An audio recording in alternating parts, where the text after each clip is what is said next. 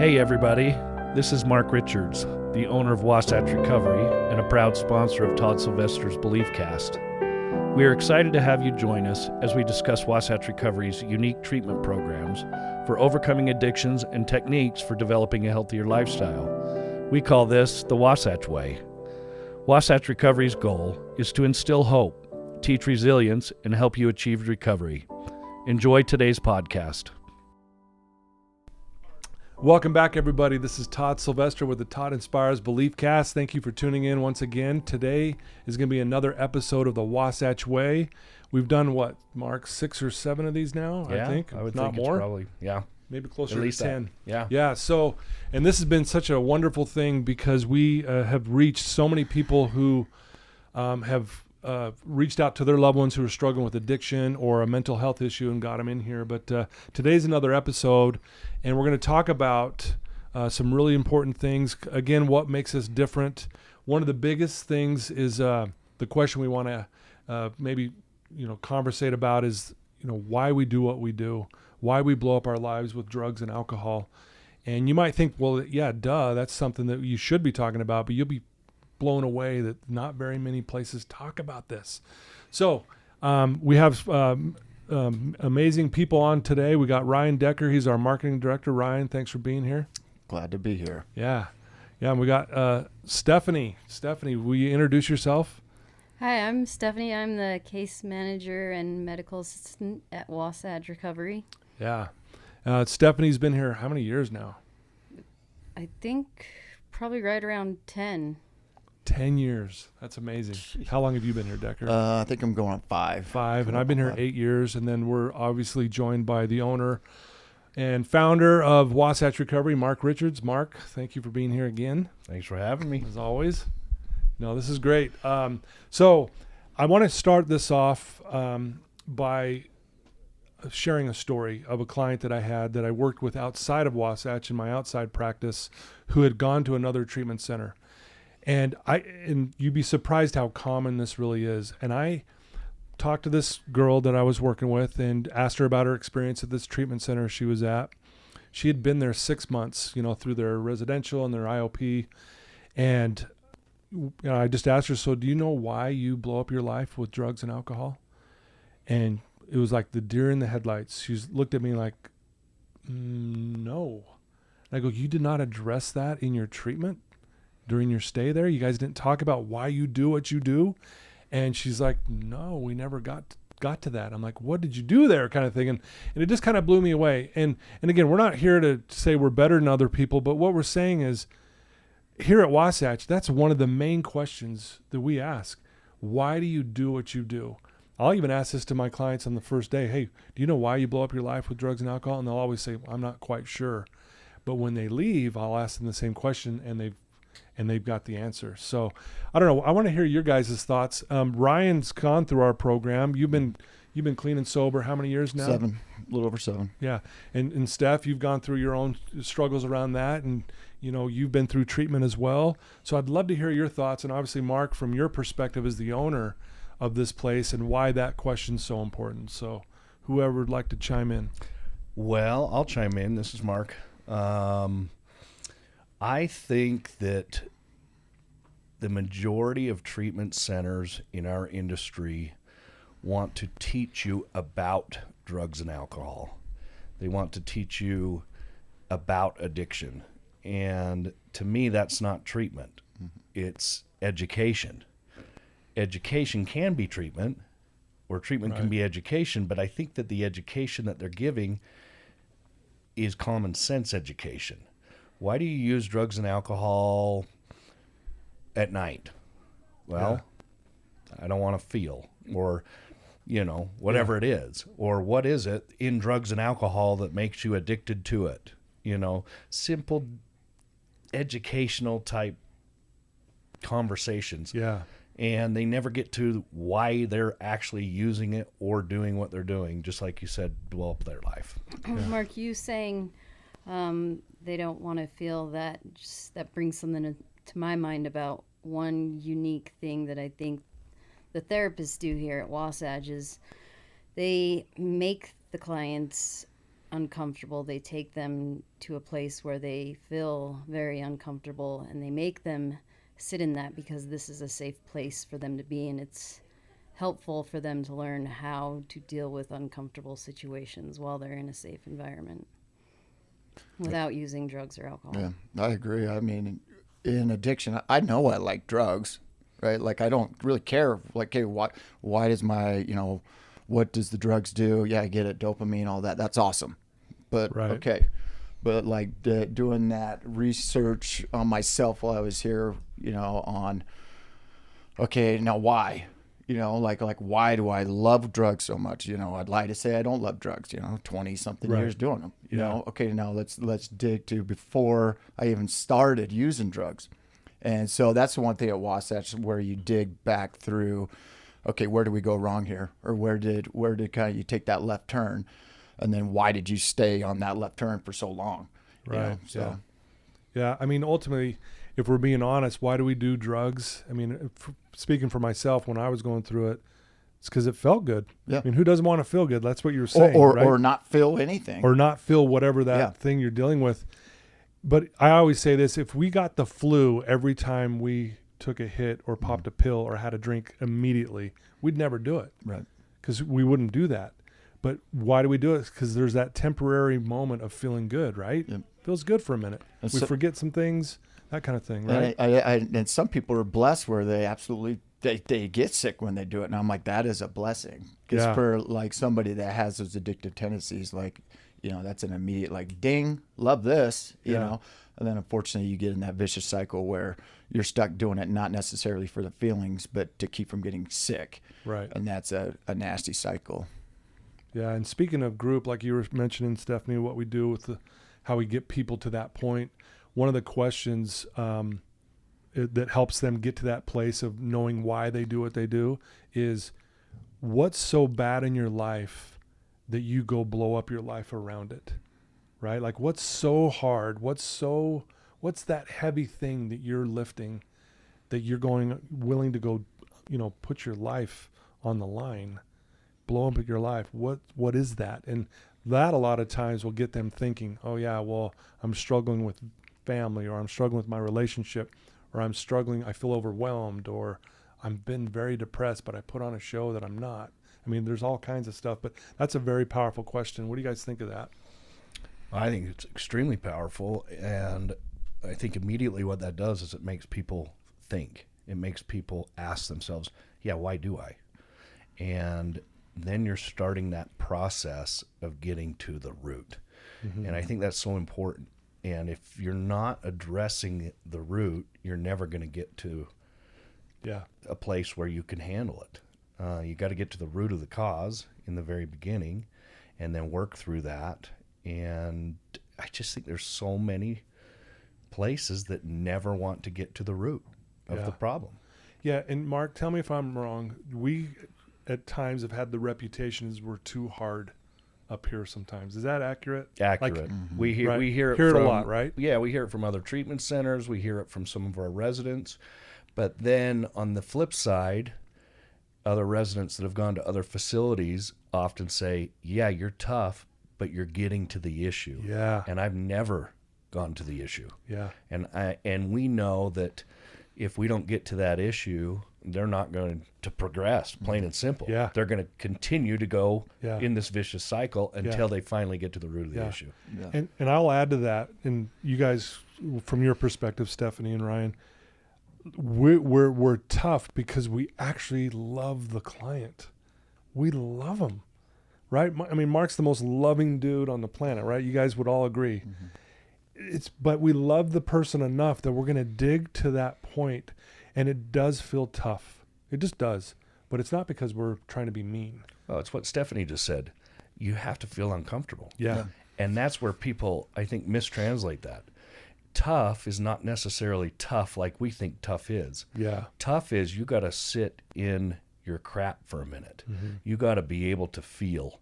And again, one of the major reasons for using is so you don't feel. Mm-hmm. Well, if you're sitting in those fears or you're sitting in that bad situation and having to feel, that becomes difficult. And people don't like that. And then they think it's tough. Yeah. Getting comfortable being uncomfortable. right? Yeah. Yeah. I've been fortunate enough to be working here long enough that I've been able to sit through quite a few groups where clients are able to talk about resentments they have with each other or with other staff members, and that causes a lot of discomfort. But from that, I've learned how to have those conversations with people that I don't want to have because they're uncomfortable, but it's healthy. Like, I see all kinds of people around me that haven't been through substance abuse problems, that they don't know how to deal with relationships when there are issues because they don't know how to confront people because it's uncomfortable and they don't want to go there. That's a great point. Mm-hmm. Yeah. I saw Decker when you were going through the program struggled with that one. Oh yeah. Well, I mean, and it's one of those things that it's such a unique thing because a lot of these people are coming out of a fog that they've been in for decades. So the emotions alone, just trying to navigate it, right? And we're so used to with society of just trying to make everybody happy, right? Tell them what they want to hear. Let's just tippy toe around stuff to get whatever reaction or whatever you need. But yeah, it is for some people like me. It wasn't that easy just to cut through the BS and just say what you feel. Well, I remember just another example of a story. I was speaking to a clinical director once of another facility, and we were addressing somebody who was in our sober living who'd come from another facility, and they were struggling, and I notified the other clinical director, and he said to me, well, we can't talk about that because they might have trauma. Oh yeah. And I thought to myself, what a disgrace. Yeah. This person never addressed their trauma. Well, of course they're struggling. Right. They never ever got to anywhere near the issue if they didn't discuss any of their traumas. And my first thought was, what are they doing? Yeah. What did they do while they were there? Yeah. And to me, that's baffling because we all know that the trauma is what's causing the use. Yeah. Yeah, Yeah. you see that a lot. The things, they go hand in hand with each other. It's a lot with eating disorders we've seen here too. Like, the eating disorder goes hand in hand with the substance abuse. And if the eating disorder isn't addressed along with the substance abuse while they're in treatment, then once they leave treatment, then they face the eating disorder again and they don't know what to do. So they go back to using. Well, that's a great point, Stephanie. That's again why we are sometimes labeled as tough.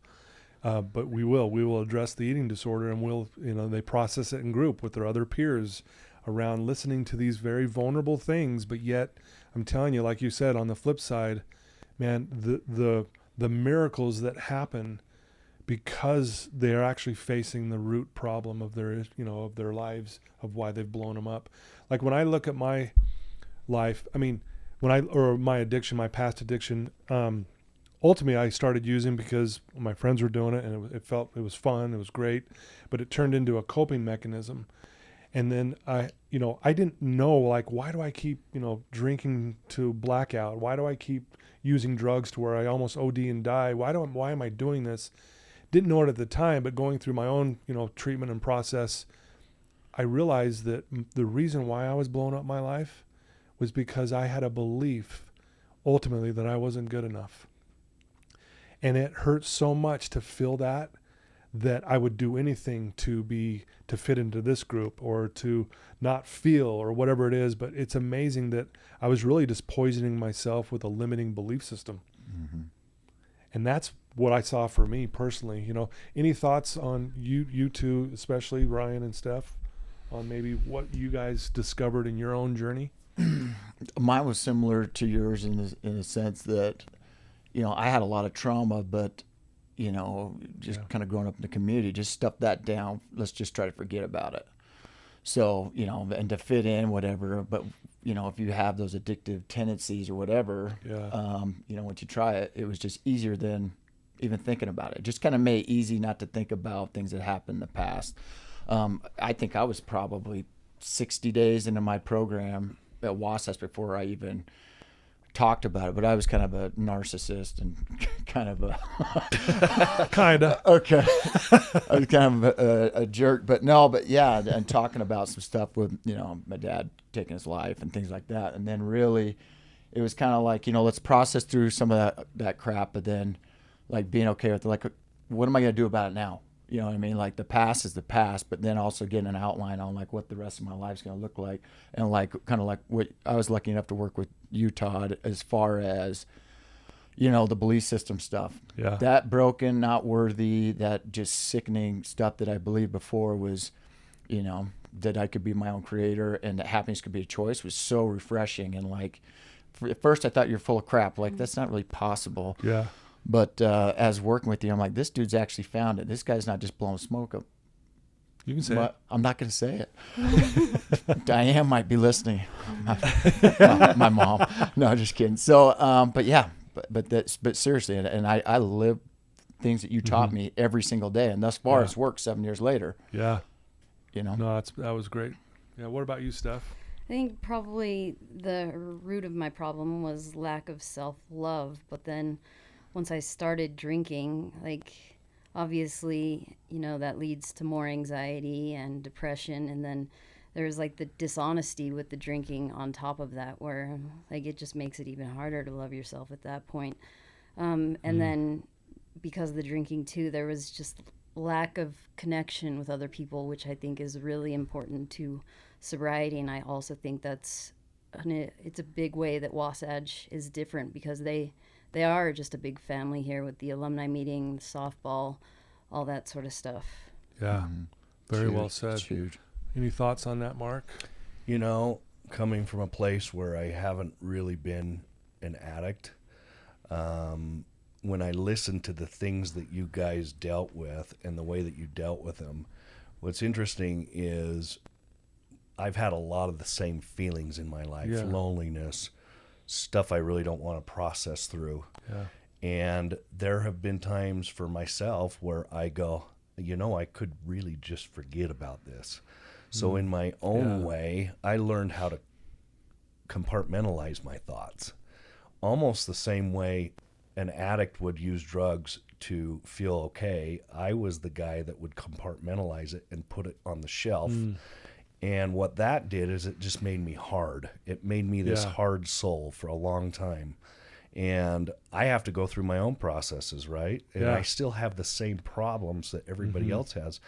And I've learned now that you got to be more vulnerable, just like you guys are talking about. I got to be able to express some of these feelings because I'm not really good at that. Yeah. But it's the same thought to me is I don't want to feel, just like everybody doesn't want to feel bad. Right. Or, you know, totally. we don't want to remember those bad things. And I think we just deal with it in a different way. But if I didn't ever get to that point where I really process through, why am I such a hard person? Yeah. You know, I would never know. Yeah. I would never know, and I would just continue to keep doing it. Yeah. Same thing as what we're talking about. Yeah. Well, and that's very well said, Mark. And both of you two, Steph and Ryan, thank you for sharing that. You know, we always say this is the best university on the planet. And I really do believe that. I don't say that to be funny. Like, I really believe everyone needs what we do here. Whether you're addicted to pills, whether you're addicted to Netflix, whether you're addicted to sleeping, it doesn't matter. Everyone can benefit from processing and from, like you said, Steph, connecting and doing those kind of things. We all can benefit from the principles and the stuff we teach. You talked about honesty, Stephanie, and having integrity and being accountable for your life. These simple principles can help anyone and everyone. You know, and so you're right, Mark. It doesn't matter. Everyone is struggling with something.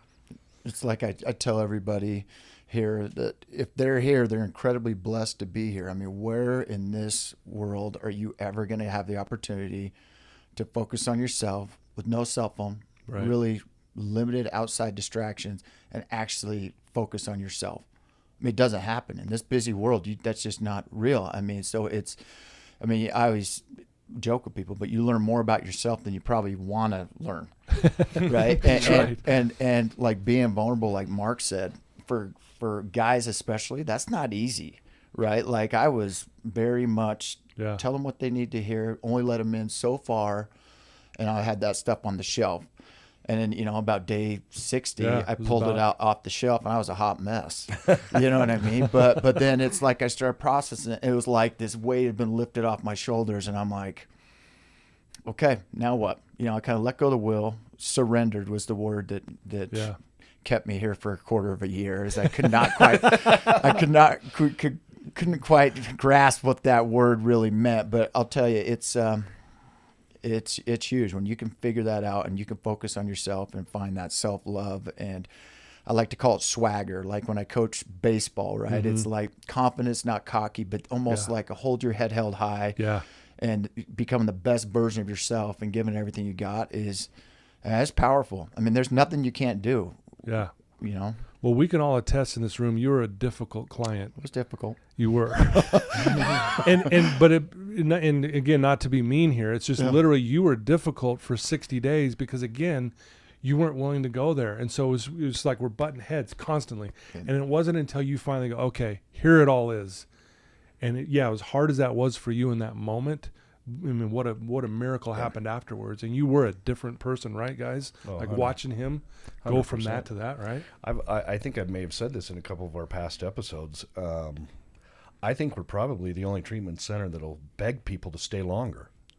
Keep staying. Have you process through all of your trauma, everything that you can think of. I don't care if you're 2 years old. If you feel like it's something you got to talk about it. Yeah. And most treatment centers are running through the days and bam, get them to the next level of care. And we're saying, no, stay. If your benefits run out, if you haven't processed, you're going to be back here in 60 days. We don't want that. We want you here and do the work and get to the root of that issue. Yeah. And that's the thing too, is that it's such an individualized deal, right? Like nobody's recovery or nobody's lives are identical. Yeah. And so some people start really working hard earlier. Some people are like me and I just tell them what they want to hear, try to get out of here and really just go through the motions. But that's the thing about Wasatch is it is such an individually based program, and your therapist will work on stuff that you need to work on, but also you have that group and that peer interaction. Plus, you've got you that's available, which was huge and beneficial in my life. Yeah. Steph, I know you've gone through your own struggles and gone through treatment, and probably Decker can say this better than I can, but we know where you went and the person that owns that place, and it was all he said about you was how hard you worked, like a hard worker, like from day one. You want to talk a little bit about that? Yeah, from day one, I had been working here for a long period of time at that point, so I kind of knew what treatment entailed, and I knew that my life had gotten to a pretty bad place that I didn't want to ever go back to, so I knew I had some work to put in. So I knew I had to surrender pretty much when I went through the doors there, and I had to be completely open-minded to anything that they wanted to teach me, knowing that whatever the program they ran there was probably different than Wasatch Recovery, but I still had to keep an open mind, knowing that they were there to help me and they knew what was probably best for me at that point. Yeah. And again, I think that's why reason I bring that up is you're doing so well now, and it's because you put in the work. Same with you, Ryan. You put in the work, and I don't know, it's just great to see that. And but again, it's getting back down to the root things, and why we do what we do here is we're gonna come at you on day one and get to those root causes, and people gets uncomfortable, but that's where change is going to happen.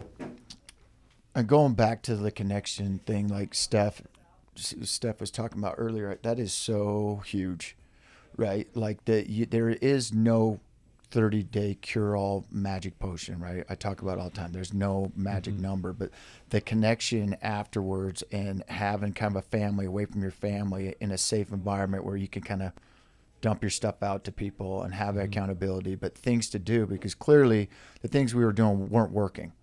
Right. So you really have to change your life up. And it was great for me when I got out of the program. Softball, like Mark or somebody was saying, softball was huge. Playing golf with you guys was huge. Coming to alumni on Sundays, as you're slowly integrating back into your normal life and responsibilities. Yeah. It's not like everything's hunky-dory at home, right? Yeah. And so that connection part is huge, where you still have a safe place to that people know you, know the work you've been doing, and have that accountability. For me, that was huge. For sure. Yeah. Yeah. You know, talking about trauma and things like that, and we get to those things. I think it was Mr. Rogers that said, if you can mention it, you can manage it. And there's so much truth to that, is mentioning these, like you know, going back to your story, Ryan, where there are some things you didn't want to talk about, which is understandable because they're heavy, very heavy for you. And, but yet once you started mentioning those things started to change in your life, right? That's that vulnerable piece. That's the surrender piece. Maybe you guys could talk about what maybe surrender looks like to you guys, not even in just treatment, but just in life in general, and why that's important. Any thoughts on that? Yeah, I would say, so I am kind of a control freak. I think everybody in this room knows that, but I think that ever since treatment, I've loosened up at least a little bit. I'll let things go, but to me, that is surrendering, is not being in control of every situation, and at times being able to have other people who probably know better tell you what needs to be done or what the better way is. Yeah. And I would say for surrender for me is like, you know, this is me, this is what you get, where I quit caring so much what people really think about me. Mm-hmm.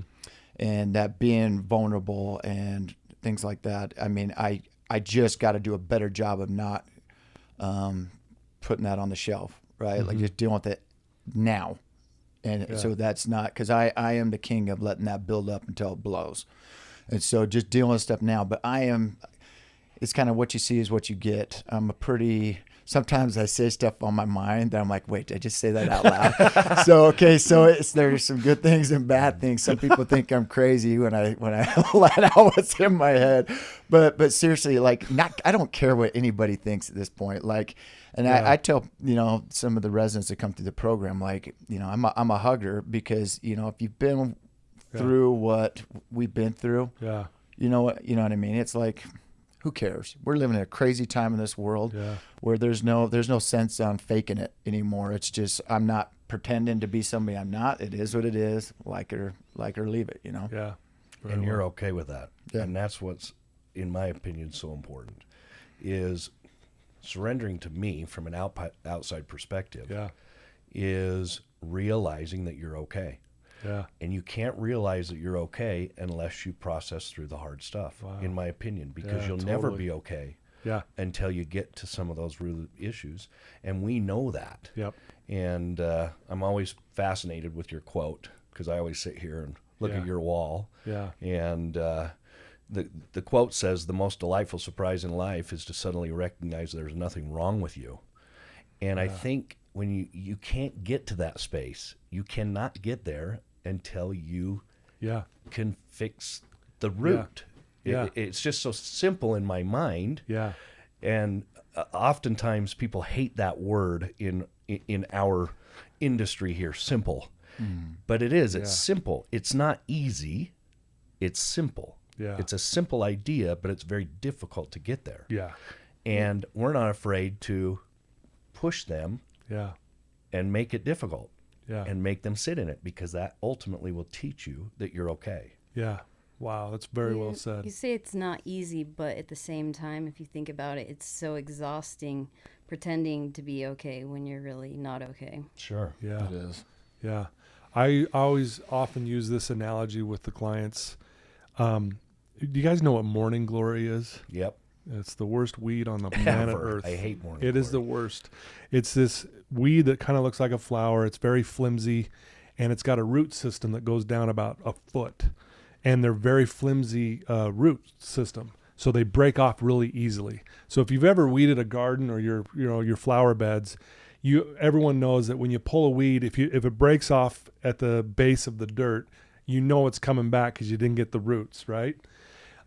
But that's easy. It's easy to just break the weed off. That's easy. Oh, yep, we're good. I look good. Everything's fine. I'm okay, you know. But the root system's still there, and we know it's coming back, right? We understand that in the physical world, but it's no different in the mental and moral world, right? It's easy to pull morning glory. It's so easy to pull that up. But if I do not get the root system, And it's very hard to get that root system. That sucker's coming back. It is. It is coming back. With a vengeance. So I have a section in my yard right now. It's got morning glory, and that sucker is doing everything it can. And I'm like going as deep, but I'm putting in the work. I'm getting my fingers dirty. I'm getting down to the freaking root system. But I'll tell you, once I've done that and it's cleaned up and I know it's not coming back, that it's the best feeling in the world. And it's no different.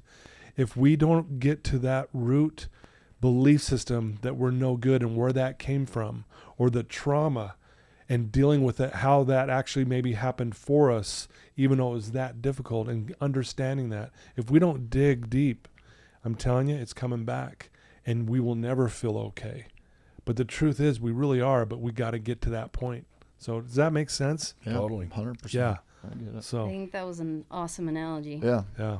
So I try to share, and that's another thing I think that makes this place really beautiful, is that we teach these simple principles that are life-changing in a way that they go, I hear this all the time. Wow, I didn't realize it was that simple. Yeah. Yeah, it really is. Just be honest, stop lying, have integrity, follow the rules, right? Be accountable, and go help someone today. You do those four, you figured out life. Seems too Right? easy. Seems too easy It's to like, work. no, you don't understand what I've been through. Yeah. You know, and again, no, we understand what you've been through, but you're overcomplicating this whole damn thing in your head, Yeah. you Right. know. But that's what I love what you guys are saying is, you know, about surrendering and being vulnerable and then getting to the root cause to know you're okay. Very well said, guys. Yeah. Yeah. Well, it's fun to see. I mean, sitting here with all three of you, to see when it works. There's nothing more gratifying to me Yeah. as an owner of a facility to see when it works with somebody. It's amazing. And again, I know I've mentioned this in the past, is if it takes 2 or 3 times, Yeah. it's okay. We don't give up. Yeah. We want you there, and we want to continue to help you get there. And it really takes a little bit of courage is what it takes to get into that deep area. And there are people that just are afraid to go there, and I totally get it. I totally get it. Yeah. And it may take once, it may take twice, and sometimes it might take 3 times. But that's what I want to encourage people who listen is you can do it. Yeah. You really can do it. Yeah. You know, we see this a lot, guys, right? When people come back maybe for a second or even sometimes a third time, there's a lot of shame around it. Mm-hmm. And I'll always say this. I go, if you went to Harvard, right, and you got your degree, right, and you had to go back to Harvard to have a refresher, would you be ashamed of that? No, hell no. Harvard, amazing. Yeah. I go, and then again, I go back, this is the best university on the planet. So you're enrolling again in the best university on the planet. How is that a bad thing? Yeah. Tell me. And they go, yeah, you're right, Todd. Or, you know, it's just, I think they just feel like, oh no, I'm back. No, you're back to learn more. Right. You're just here to learn some more. Good for you. Right. And sometimes it just takes them going out and being like, holy crap, what they said was going to happen actually happened. And, you know, and I get the shame stuff. And Sure. I always will ask people, you know, when they're coming back, you know, like what happened? And I always love to hear the answers. And some people just didn't have enough fight or were making things difficult or actually didn't believe what we were saying was true, or they only processed a little bit. And sometimes they come back, you know, they need to do it, you know, learn or process, go to a place they didn't go last time, and they're always learning. But one of our greatest friends went to treatment, 14 times? Yep. 14 times, and then went through a program and now owns a program. And I think he's got 7 years clean. One of the greatest human beings on the planet. And it's a great program. Great program. And so it just goes to show that, I mean, when a light bulb goes off, or when you're finally sick and tired of being sick and tired, or you're willing to surrender, I mean, you can do anything. Like, and I'm that guy. Like, if I can do this, anybody can do this. Yeah. Because I didn't stand a shot. I mean, that was... Well, and I think I felt that way too. If I can do this, anyone can do this, you know, because it's like, you know, I'm not the smartest guy on the planet. But you're on the other side of the fence now. Yeah. So it's easy to see it that way. Yeah. There's But people that are listening here that are going, I don't think I can do this, that have no confidence. yeah. But if you don't take that little step to come, you'll never know. And that, to me, is the most courageous part, is when somebody just first walks in the facility, especially when it's their first time. Yep. And they go, Yeah. okay, and they're terrified and they're shy Yeah. and they're freaking out that they got a roommate, all the little things that make us uncomfortable. And I always say, hey, that's nothing. You're going to love all that part of it. Wait till you get to a process group, right? But in a very good way. And again, we're so far from being shaming. All we do is we just push you. Yeah. And if you're not being pushed and you don't work hard, like Steph says, you're going to continue to be miserable. Yeah. And we know that. Yeah. So that's a huge focus for us. Yeah, Very usually, well if we said. can just get somebody to give us a shot, we keep them. It's you come into the family. Is it easy? No. Is it worth it? 100%. But they Yeah. usually do it 100. They give it their all usually. But I always tell people, what do you got to lose? Right? What do you got to lose? Is your life going well now? Clearly not, or we're not having this conversation. Right. And so I always say, what do you got to lose? This isn't a jail. People Yeah. want to be here. They're Yeah. blessed to be here. For sure. Right. Yeah. Very well said. Maybe one last question for each of you to wrap this up, and I'll start with you, Steph, if that's okay. If there's someone listening to you right now, Stephanie, who's struggling, who needs help, they're in a dark place, what's one thing you could tell them at this moment that would help them? Probably that getting treatment is the most important thing, just because, like I mentioned before, just having that connection with other people who are in your same situation and being vulnerable with them and experiencing the individual therapy that you need in order to find the root cause of your issue is going to be important.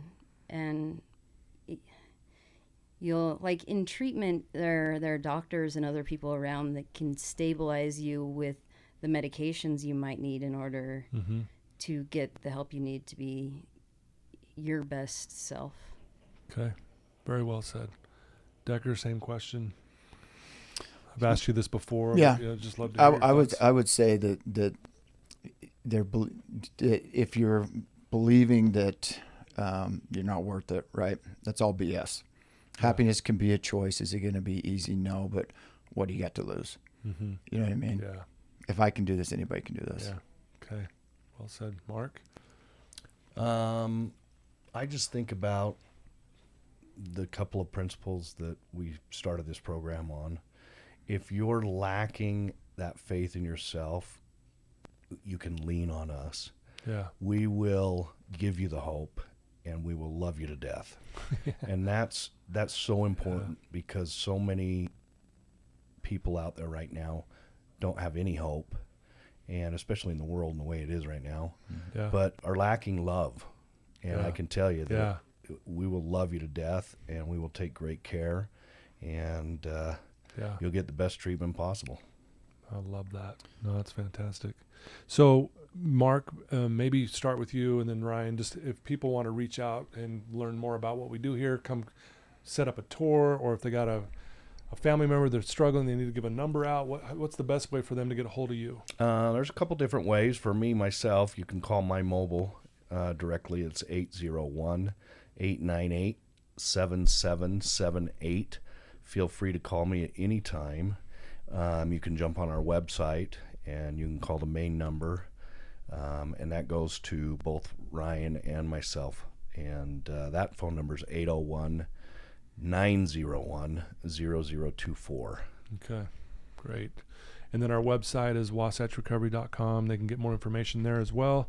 And Correct. also contact us through that, right? Yep. And then Decker, if they want to, just Decker's our marketing director. Yeah. He's our man. He gets people in here. It's awesome. What's your number? just my direct number. You text me, call me, whatever. 801-318-4240, or like Mark said, those numbers. And then also if emails, Ryan@wasatchrecovery.com.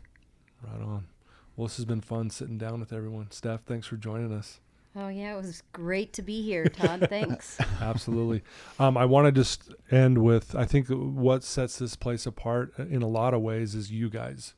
Decker, you're like the shining example of someone who's been through hell. And like you said, who's made it through it. But you're also one of the funniest guys we know. You are, I literally could hang out with you all day. I want to bring you home on the weekends, you know, like, hey, why is Decker here? Well, we're just hanging out, you know. You're like a brother to me, so I just want you to know that. It's been grateful to be a part of your journey, but you're one of the greatest guys I've ever met. Stephanie, you're one of the most confident, assertive people I've ever met in my life. You speak your mind, but you're also very kind and gentle. I know you had some issues that you worked on through this process, but watch you blossom from that. It's been wonderful, but it's been a joy working with you. I've been here 8 years, so I've known you a long time, and grateful to call you a friend. Thanks, Todd. I just want to say that I am amazed by you every day. One of the first things that I looked for when I went to treatment was, where's Todd's office? You guys don't have a Todd? There's only one Todd. So you're a vital part of Yeah. the Wasatch Recovery program. Thank you. I love you, brother. Love you guys. Love all the listeners too, like we talked about in our last one. Love. Yeah, absolutely. And I know you guys do. And then Mark is one of the toughest guys, and what I mean by tough is he's a very confident guy, speaks his mind as well, but also one of the most loving, and I know you guys will agree, Steph and Ryan, one of the most loving guys I've ever met in my life. Like, you make me excited to come to work. You make me feel like I matter. You make me feel like you let me be me at this job. Like, truly. We used to be completely AA based, and then I came in here, and I didn't mean to like ruffle the feathers here, but I asked Mark one day, can I just be me? And he says, please be you. And he's allowed me to do that. So thanks for providing a place for me to be able to share my talents because of what someone shared with me. So thank you, Mark. You're just one of the most genuine, hardworking owners who is here every single day loving the clients. So thank you for being a great example. Yeah, I appreciate you, Tom. I hope you know that. Well, I do, and all three of you guys, you don't have any idea from an owner's perspective how important all three of you are to me, but more so as friends. Yeah, And just like you say, sure. you three are three of my best friends in life, and I value that friendship so much. And just like Steph talked about, the connection that I have with you guys, Yeah. I know that I could call any one of you at any moment For sure. if I was hurting. Yeah. And that's such a comfort to me. And I think that's such a huge thing in life is that connection. And Yeah. I just appreciate you guys as friends Yeah. more so than, what I call teammates more than employees. Yeah. You guys are all teammates to me. For sure. And I just want to be everybody's teammate here. And I think that's what we do is we're just a big Dream family. team. Dream Yeah, team. We're a good Yeah. team. So Well, I love doing these Wasatch Ways. I do too. This is so cool. Steph, thanks for joining us today. Yeah, thank you for having me on. Absolutely. No, you're wonderful. And Decker's been on several times as well, but it's always good having you. You have a good energy about you. We Love you. y'all. But there you go, folks. There's another episode of the Wasatch Way. If you have someone who's struggling, please reach out to Mark or Decker. You got their numbers. I'll put them in the show notes so you have those as well. And one thing I always like to say, too, if you have a family member who's struggling, but you don't know how to talk to them, send them the link to this episode. It breaks the ice, and you can always follow up with them later. Hey, did you listen to that? What'd you think? Would you want to maybe go check this place out? What do you think? And I promise you guys will love this, but this is a good way to break the ice. So share this with anyone you know that might be struggling with a mental health issue, or if you don't even know, you just think they're struggling, send them this episode. It'll really help them. So love you guys. Thanks to all of you for being here, and until next time, I guess. Take care.